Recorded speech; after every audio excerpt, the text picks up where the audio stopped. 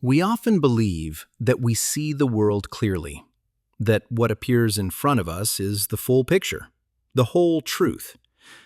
But if we slow down, if we listen carefully, we may notice something unsettling. Most of the time, we do not truly see. We touch. We touch a small part of reality, a fragment, a surface.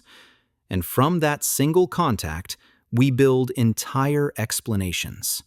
Explanations about life, about people, about how things work, about who is right and who is wrong. We take a limited experience and turn it into certainty. We say, this is the truth.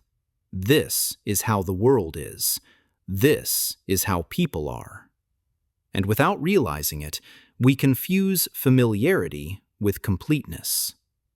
This is where conflicts begin. Not from lies, not from cruelty, not from bad intentions, but from limitation. From standing in one place and assuming that this place is the center of everything. Centuries ago, Rumi described this human condition through a simple, powerful story. A story that has survived time because it speaks to something permanent in us. The story of an elephant in the dark. An elephant was placed inside a dark house. People who had never seen an elephant entered the room, one by one, trying to understand what it truly was. There was no light, no lamp, no way to see. Only hands. One person touched the trunk and said, "The elephant is like a thick pipe." Another held the ear and said, "No, it is wide and soft, like a fan." Another touched the leg and said, "You are all mistaken. The elephant is a solid pillar." Each of them spoke honestly. Each described real contact, and each of them was incomplete. They were not lying. They were not ignorant. They were simply standing in darkness, mistaking a part for the whole. This story is not really about an elephant. It is about us. In our moral judgments, we repeat this pattern constantly. Someone who has suffered deeply touches pain first, so the world feels unsafe, unpredictable, sharp. They move carefully. They expect harm.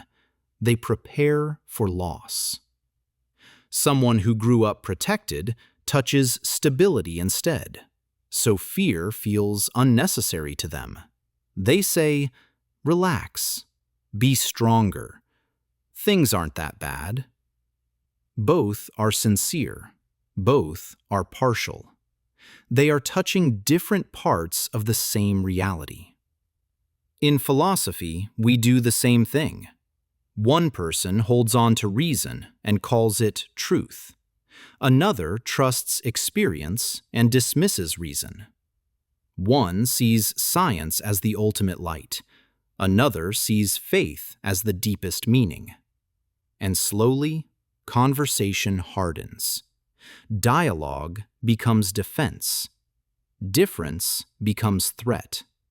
Not because understanding is impossible, but because humility is missing. Psychologically, this pattern goes even deeper. Our wounds shape our vision. Those who were rejected often see rejection everywhere. Those who were controlled fear freedom and mistrust choice. Those who were not loved doubt love itself, even when it appears. We do not see the world as it is. We see it through memory, through emotion, through old experiences that still speak inside us. The past quietly becomes the lens of the present. Rumi does not blame these people. He does not mock them. He does not call them foolish. He simply shows what is missing: light. He says that if each person held a candle, their disagreements would disappear. Maybe that candle is not more information, not better arguments, not louder voices. Maybe it is not about being right. Maybe the candle is humility.